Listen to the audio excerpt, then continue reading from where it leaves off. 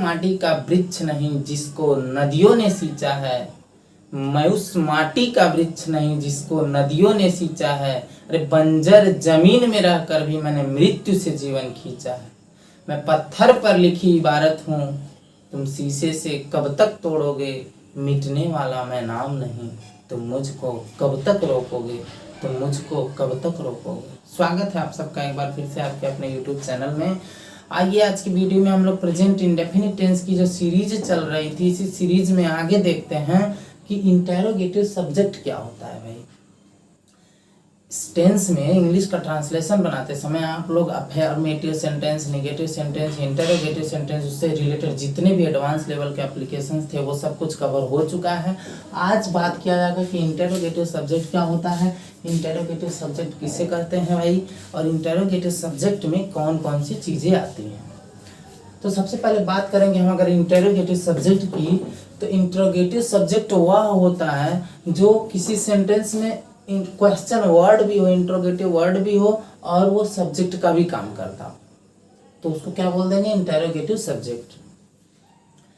जैसे एक सेंटेंस अगर हम आपके सामने लिखें कि who called you, who called you, आपको कौन बुलाया, ये आपके सामने अगर सेंटेंस आ गया तो इसमें देखने को ये मिल जा रहा है कि जनरली ये हो गया आपका सब्जेक्ट, ये हो गया है वर्ब, ये हो गया ऑब्जेक्ट।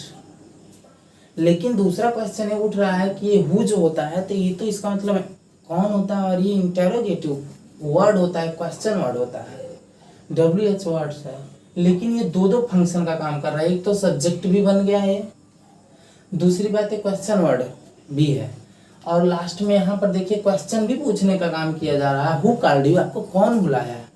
तो आंसर में कोई कोई जवाब मिलेगा, तो ये इनडायरेक्ट इंटेरोगेटिव सेंटेंस भी है, लेकिन इसमें कोई सब्जेक्ट नहीं आया, बिकॉज जो बुलाया वही ना सब्जेक्ट होगा।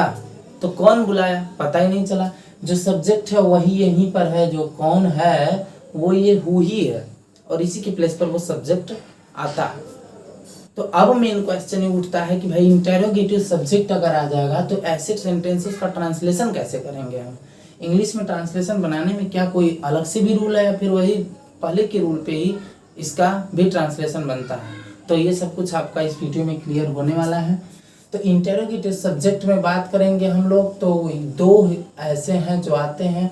हु है तो ये परमानेंट आता ही है, लेकिन इसके साथ ही साथ वाट भी आ जाता है। तो हु या व्हाट, ये दो ऐसे वर्ड हैं जो इंटेरोगेटिव सब्जेक्ट का काम करते हैं। इंटेरोगेटिव सब्जेक्ट के प्लेस पर आता कौन कौन है, तो हु या व्हाट, लेकिन मैक्सिमम केस में क्या आता है, हु। तो जब भी हु या व्हाट या इंटेरोगेटिव सब्जेक्ट के प्लेस पर आएगा तो कंडीशन दो बनेगी। कौन कौन सी कंडीशन बन सकती हैं, तो फर्स्ट कंडीशन है कि अगर आपका सेंटेंस अफर्मेटिव में है, अगर आपका सेंटेंस अफर्मेटिव में है तो क्या होगा, और सेंटेंस निगेटिव में है तब क्या होगा। आइए देख लेते हैं दोनों का फार्मूला क्या होना चाहिए। तो अफर्मेटिव में यदि सेंटेंस है तो सबसे पहले स्टार्टिंग होगी हु से, हु के बाद first form of the verb या फिर fifth form of the verb. First form या फिफ्थ फॉर्म का यूज करना रहेगा, डू या डज का यूज ऐसे कंडीशन में नहीं करना है। फर्स्ट फॉर्म या फिफ्थ फॉर्म के बारे में भी पहले से बताया जा चुका है कि फर्स्ट फॉर्म प्लूरल है तो ये प्लूरल सब्जेक्ट के साथ होगा, और फिफ्थ फॉर्म सिंगुलर होती है तो ये सिंगुलर सब्जेक्ट के साथ यूज करना है। फिफ्थ फॉर्म या फर्स्ट फॉर्म को यूज करने के बाद सीधे ऑब्जेक्ट या कंप्लीमेंट इसके प्लेस पर आता है। ऑब्जेक्ट या कंप्लीमेंट को एक शब्द में कह सकते हैं अदर वर्ड, और जस्ट इसके बाद तुरंत क्वेश्चन मार्क का यूज जरूर करना है, नहीं तो फिर सेंटेंस रॉन्ग हो जाएगा, बिकॉज ये इंटेरोगेटिव सेंटेंस ही है। लेकिन इंटेरोगेटिव सेंटेंस में जब इसमें सब्जेक्ट का पता नहीं चल पा रहा है तो सब्जेक्ट का पता न चल पाने की स्थिति में ही ऐसा ये हु है जो कि सब्जेक्ट का भी काम कर रहा है और इंटेरोगेटिव सब्जेक्ट का भी काम कर रहा है, क्वेश्चन वर्ड का भी काम कर रहा है। लेकिन यही अगर निगेटिव सेंटेंस में आ जाए तो निगेटिव सेंटेंस में हु के तुरंत बाद V1 के जगह पर डू और V5 की जगह पर डज का यूज किया जाता है। ऐसा क्यों करना पड़ता है?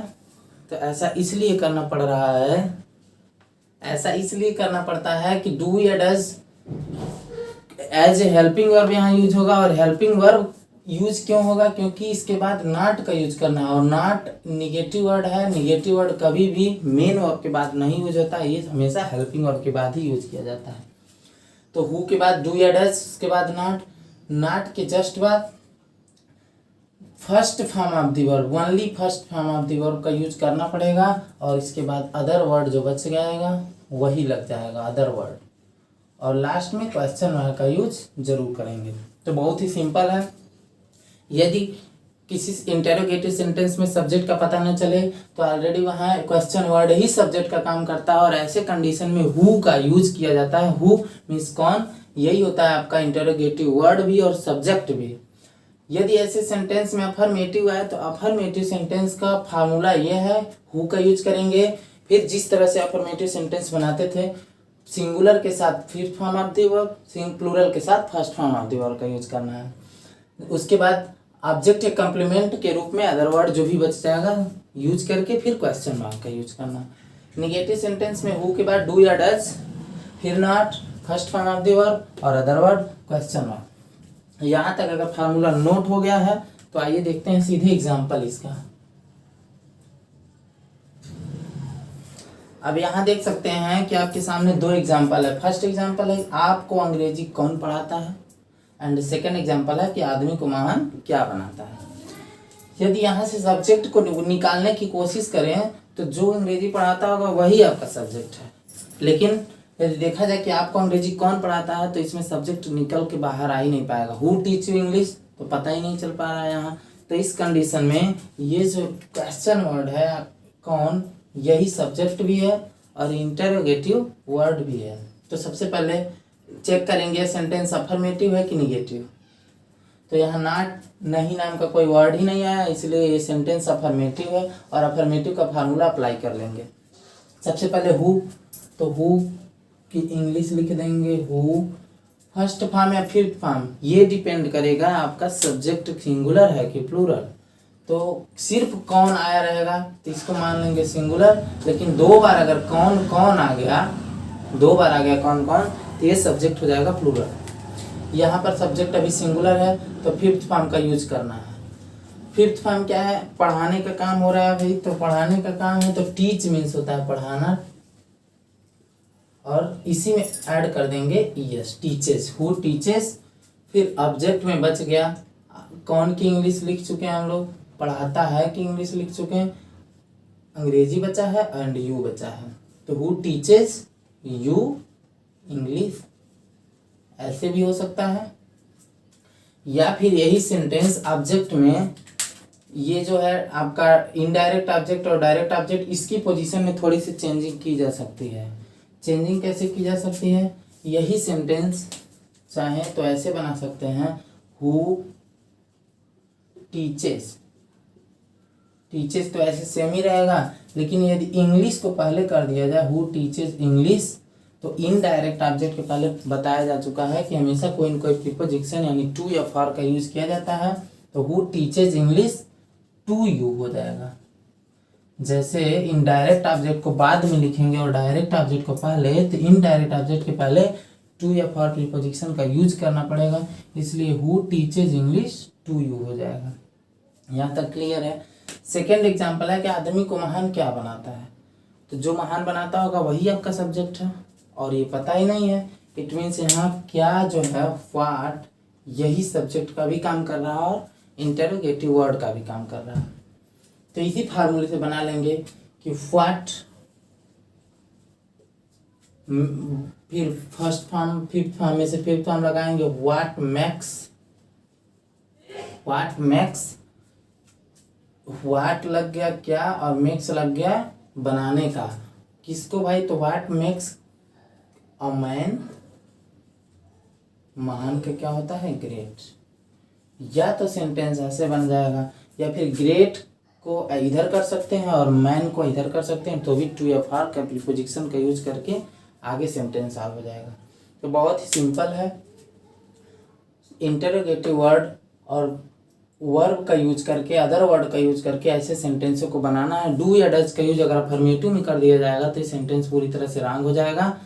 तो आई होप आपको यहाँ तक पूरा क्लियर हो चुका कि अगर अफर्मेटिव सेंटेंस आ गया और उसमें सब्जेक्ट भी नहीं है तो वो इंटरोगेटिव वर्ड ही सब्जेक्ट का काम कर रहा होगा। ऐसे कंडीशन में सबसे पहले चेक करेंगे कि वो सेंटेंस अफर्मेटिव है कि निगेटिव है। अफर्मेटिव का सेंटेंस रहेगा तो इस फार्मूले का यूज करके उसको अच्छे से बना लेंगे। आइए देखते हैं यदि निगेटिव सेंटेंस हो तो उसका एग्जाम्पल से क्लियर किया जाएगा कि निगेटिव सेंटेंस है तो उसको कैसे ट्रांसलेट करेंगे इंग्लिश में। थोड़ा सा शांति शांति। तो आइए तो आपके सामने ये फिर दो एग्जाम्पल मिल गया कि यह किताब कौन नहीं पढ़ता है और मुझे कौन पसंद नहीं करता है। तो सिंपल सी बात है, यह किताब कौन नहीं पढ़ता है, इसमें कौन जो है इंटरोगेटिव वर्ड यही सब्जेक्ट का भी काम कर रहा है और यही आपका क्वेश्चन वर्ड भी है। तो सबसे पहले ये सेंटेंस निगेटिव है क्योंकि नहीं नाम का वर्ड आ चुका है। सेंटेंस निगेटिव है तो सबसे पहले भी हु का यूज करेंगे। तो हु, डू या डज, तो मैक्सिमम जो सेंटेंस में सब्जेक्ट होता है वो सिंगुलर ही होता है क्योंकि हु यह किताब कौन कौन नहीं पढ़ता, अगर ये बात होती तो प्लूरल होता। लेकिन सिंपल बोला है कि ये किताब कौन नहीं पढ़ता है तो who does not first form of the verb पढ़ने की बात आ रही है तो हु डज नॉट रीड और यह किताब का हो जाएगा this book, question mark last में लग जाएगा। क्लियर है यहाँ तक। सेकेंड एग्जाम्पल है कि मुझे कौन पसंद नहीं करता है तो यहाँ भी same condition, who does not like me, who does not like me, question mark. तो इस तरह से निगेटिव सेंटेंस आएगा तो डू नॉट और डज नॉट का यूज करेंगे एकदम जस्ट निगेटिव सेंटेंस की तरह। और अफर्मेटिव आएगा तो अफर्मेटिव का पहले भी बताया जा चुका। लेकिन एक कंडीशन और बन सकती है कि यदि ऐसे सेंटेंस में आपका वांट, लाइक या नो आ जाए, ऐसे इंटरोगेटिव सब्जेक्ट वाले सेंटेंस में भी वांट या लाइक या नो आ जाए तो उस कंडीशन में आपका एक ट्रांसलेशन कैसे बनेगा। तो एक एक एग्जाम्पल और उसका भी फार्मूला आइए चेक करते हैं। यदि सेंटेंस में वांट, लाइक या नो आ जाएगा तो सब कुछ सेम कंडीशन होगी, बस आपका यहाँ थोड़ी सी चेंजिंग हो जाएगी। हु के तुरंत बाद वांट या लाइक लगा देंगे। यदि चाहेंगे तो एस या यस इसमें भी जोड़ सकते हैं, वो डिपेंड करेगा सब्जेक्ट सिंगुलर है कि प्लूरल है उस पे। तो वांट या लाइक के तुरंत बाद first form of the verb के पहले टू लगाया जाता है। ये पहले से भी हम लोग पढ़ रहे हैं कि इसको इन्फिनिटिव बनाया जाता है जो दूसरी वाली वर्ब आती है और इसके बाद तुरंत जो भी बचेगा अदर वर्ड के रूप में यूज कर लिया जाएगा। सेम कंडीशन निगेटिव सेंटेंस में है, हु के बाद डू नॉट या डज नॉट का यूज तो करना ही है। डू नॉट डज नॉट के बाद वांट या लाइक का यूज होगा। हु डज नॉट वांट या लाइक, उसके बाद फिर इन्फिनिटिव का यूज करेंगे to plus first form of the verb और जस्ट जो बच जाएगा अदर वर्ड में इसको लिख लेंगे। यदि सेंटेंस में वांट या लाइक का यूज किया गया हो तो उसके बाद दूसरी भी एक वर्ब आती है और इस वर्ब को आपको बनाना रहता है इन्फिनिटिव में। और इन्फिनिटिव में बनाने के लिए फर्स्ट फॉर्म के पहले टू का यूज भी करना पड़ता है। तो आइए देखते हैं सीधे एग्जाम्पल और उससे क्लियर और अच्छे से हो सकता है।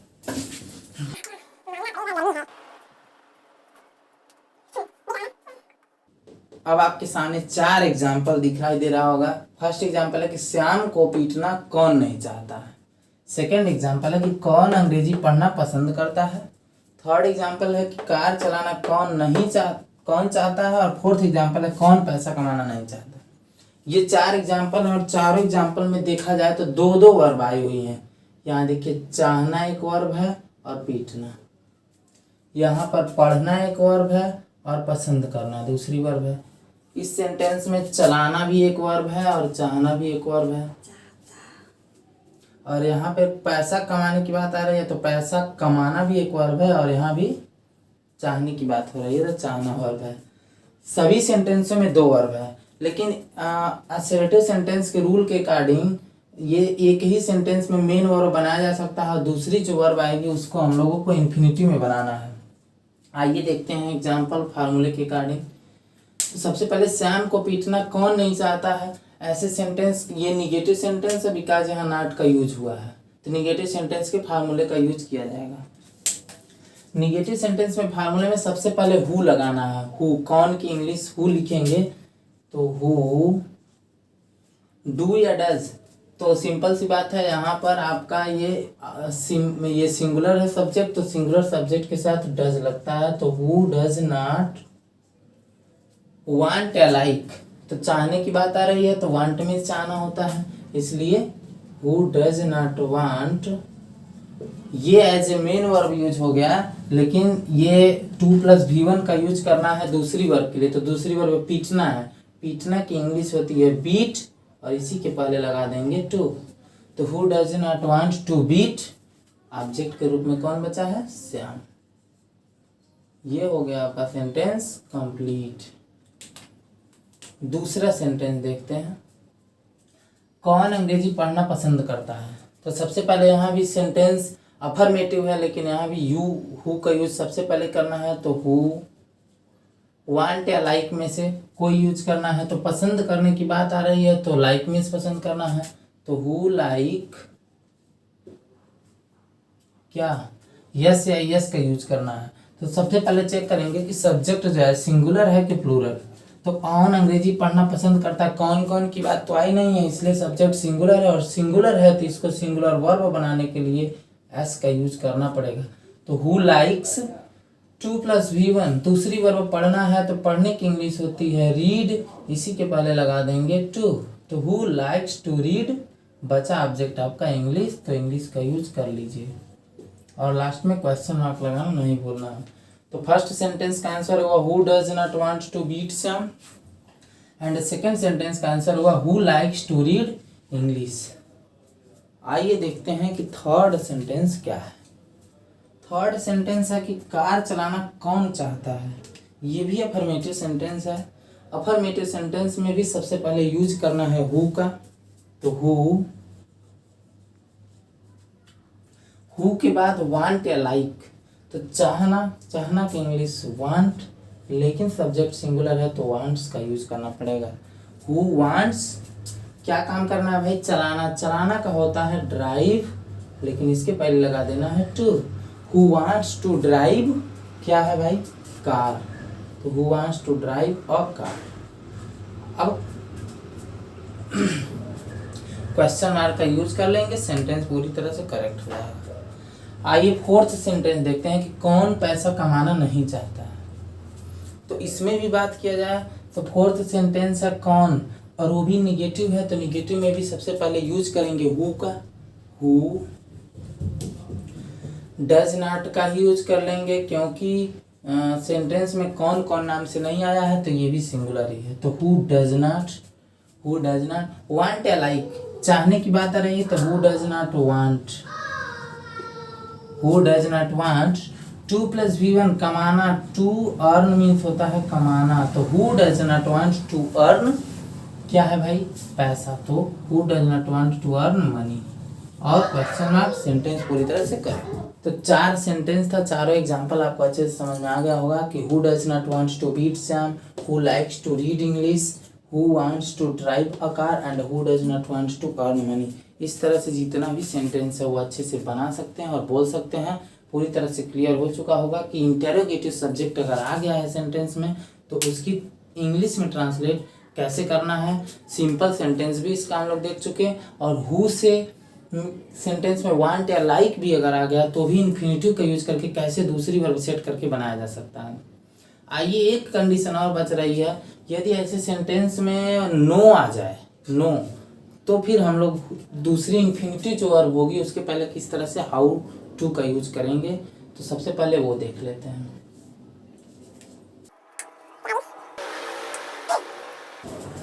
अब आइए देखते हैं कि यदि ऐसे सेंटेंस में नो आ जाए तो आपको पहले से भी पता है कि नो मीन्स होता है जानना, लेकिन नो के बाद आप तुरंत अगर इन्फिनिटिव का यूज करेंगे 2+v1 का, तो ये सेंटेंस रॉन्ग कर देता है। नो वाले सेंटेंस में 2+v1 नहीं बल्कि हाउ 2+v1 का यूज किया जाता है।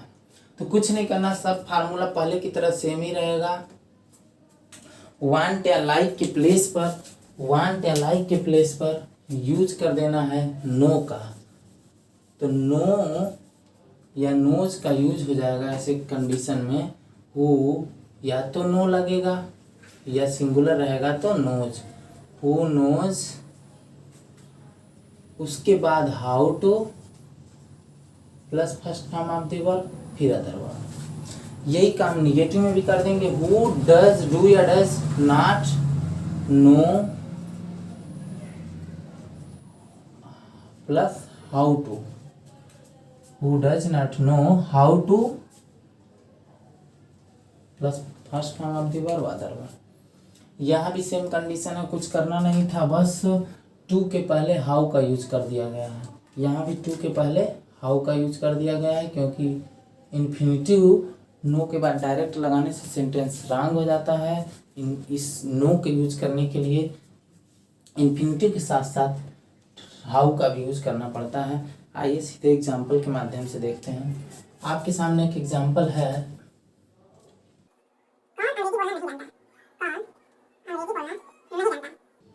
कौन अंग्रेजी बोलना नहीं जानता है? इस सेंटेंस को ट्रांसलेट करें अगर इंग्लिश में, तो सब्जेक्ट के प्लेस पर तो भाई कौन ही आ गया है, तो ये हो जाएगा हु। नहीं है, इट मीन्स नेगेटिव सेंटेंस है, तो डू नॉट या डज नॉट। तो who does not, who does not know, know है तो इसके जस्ट बाद नो। और how to speak, how to दूसरी जो वर्ब है बोलना, तो how to speak, how to speak क्या है भाई, अंग्रेजी है तो English. Who does not know how to speak English. ऐसे सेंटेंस आराम से बन जाएंगे। एक एग्जाम्पल की बात और करें अगर,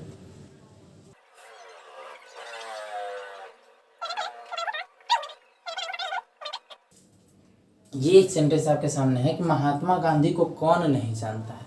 इस सेंटेंस को बहुत ही लॉजिक से बनाने की कोशिश करेंगे। देखिए जानना जो वर्ब है वो तो आई ही है, लेकिन दूसरी कोई वर्ब नहीं आई है, तो इसमें इन्फिनिटिव का कोई चक्कर ही नहीं है। महात्मा गांधी को कौन नहीं जानता है, तो सीधे बात करेंगे हु डज नॉट, और नो मीन्स होता है जानना, नो दूसरी कोई वर्ब भी नहीं है, तो to plus first form of the verb लगाने की कोई जरूरत ही नहीं है। हु डज नॉट नो, सीधे Mahatma Gandhi. Who does not know Mahatma Gandhi. तो इन सभी सेंटेंस से भी सतर्क रहना है। यदि सेंटेंस में दूसरी वर्ब नहीं आई है तो कहाँ से 2+v1 लगाएंगे, इट मीन्स इन्फिनिटिव का यूज कर ही नहीं पाएंगे। तो ऐसे सेंटेंसों को बनाने के लिए सीधे नो के बाद ऑब्जेक्ट या अदर वर्ड का यूज कर लेते हैं।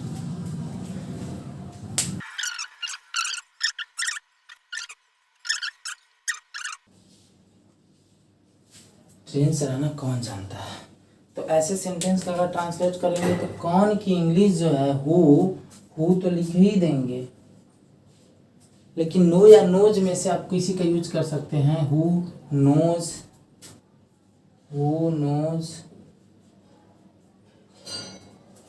अब दूसरी भी वर्ब, एक तो चलाना वर्ब थी, दूसरी जानना भी वर्ब आ गई है, तो हु नोज और हाउ टू का यूज इस कंडीशन में करना ही पड़ेगा। Who knows how to, how to का यूज क्यों करना पड़ेगा, क्योंकि जो दूसरी वर्ब है ये तो फाइनाइट वर्ब आपका हो चुका, दूसरी जो नॉन फाइनाइट वर्ब लाना है उसके लिए 2+v1 चाहिए, लेकिन नो के बाद 2+v1 लगाएंगे तो सेंटेंस गलत हो जाएगा। इसलिए who knows how to operate कर सकते हैं, क्योंकि देखिए ट्रेन को ऑपरेट किया जाता है, ड्राइव नहीं किया जाता है। कुछ कंडीशन में ड्राइव का भी यूज किया जाता है। तो हु नोज हाउ टू, अच्छे से काम नहीं कर रहा है भाई। Who knows how to drive a train, who knows how to drive a train. तो इस तरह से हु या व्हाट यानी इंटेरोगेटिव सब्जेक्ट से रिलेटेड जितनी भी चीज़ें थीं, चाहे वो सिंपल में ही सेंटेंस हो, चाहे वांट या लाइक वाले सेंटेंस हो, चाहे नो वाले सेंटेंस हो, चाहे वो अफर्मेटिव सेंटेंस हो, चाहे वो निगेटिव सेंटेंस हो, सारा डाउट आपका फार्मूले के माध्यम से या ट्रांसलेशन के एग्जाम्पल के माध्यम से आपका क्लियर हो चुका होगा। यदि फिर भी कोई डाउट बच रहा है हु या इंटेरोगेटिव सब्जेक्ट से रिलेटेड किसी चीज़ का, तो आप तुरंत पूछ सकते हैं। तो मिलते हैं नेक्स्ट वीडियो में, तब तक के लिए नोट्स बनाइए, देखिए अच्छे से, एंड स्क्रीनशॉट लेकर के अच्छे से लिखाई हो सकती है। तो once again very very warm thank you.